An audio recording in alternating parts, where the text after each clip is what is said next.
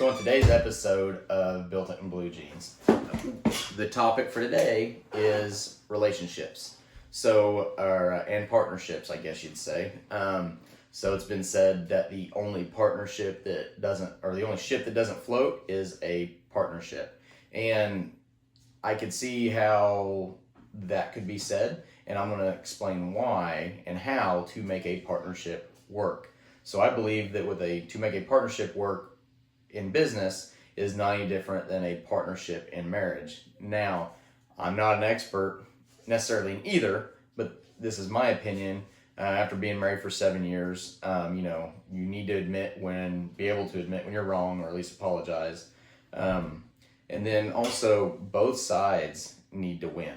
In a relationship, it's not very fun when one partner is constantly winning. One partner is constantly right. Now, if you ask Taylor, between the two of us, we each probably don't like to admit that either one's right. But all joking aside, there's a reason we've been able to work together and be partners in business and partners in our relationship for 7 years. And so I think the same holds true on the business side.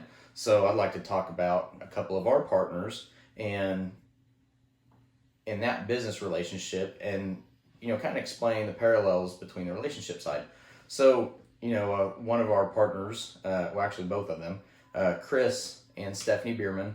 So something that Chris is extremely good at is research, and also giving an outside look. Chris is not from the production ag world like I am.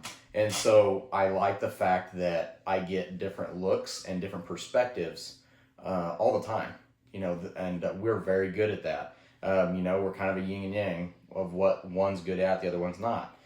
Something Stephanie's very good at is stepping up to help and fill in roles, the marketing, things that, let's be honest, Cody doesn't like doing. As far as my marketing expertise goes, is really kind of just sharing our story. She definitely gives a unique perspective to everything that we're putting out. So, you need to have somebody that's good at something and somebody that's not. And then also going back to both sides need to win. For example, there was a time this summer that Chris and Stephanie both worked along with Taylor in the field on some things while I had something else to go do. Later in the summer, I was burying some water line and some electrical line, and there was a trench that needed dug. That's where my skill set comes in. And I'm not mad. I was there by myself for a day. That's what needed done, and that's my skill set. You don't look at something and go, oh, so-and-so's not here today or so-and-so's not here tomorrow. It's you're doing what you specialize in, and this person's doing what they specialize in. Even though I understand numbers, I think I do anyway. Ethan may argue, but Taylor does very good with our accounting, and she does all the bill paying. Sitting down at a desk absolutely drives me bonkers.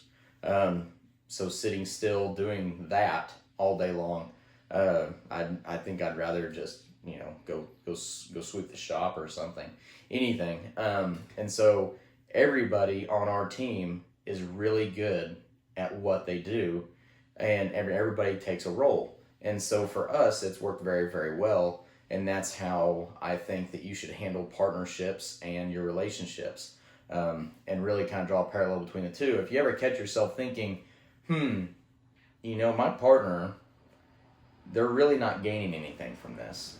You need to ask yourself, maybe why would they want to be your partner in that, whether it's, like I said, relationship or in business. If, my boys, Kate is 6, and, if he's not really winning, if I constantly race with him and he doesn't see it, he's going to quit.